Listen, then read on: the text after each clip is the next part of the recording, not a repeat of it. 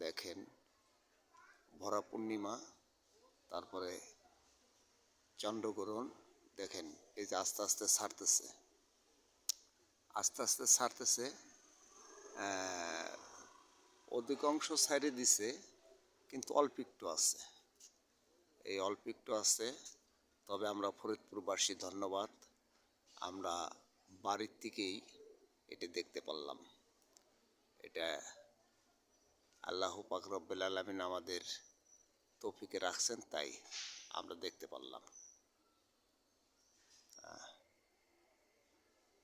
ঠিক আছে, দেখেন ছাড়তেছে, আস্তে আস্তে ছাড়তেছে এখন। তবে দেখছেন আস্তে আস্তে ছাড়তেছে, তবে ভালোই সুন্দর।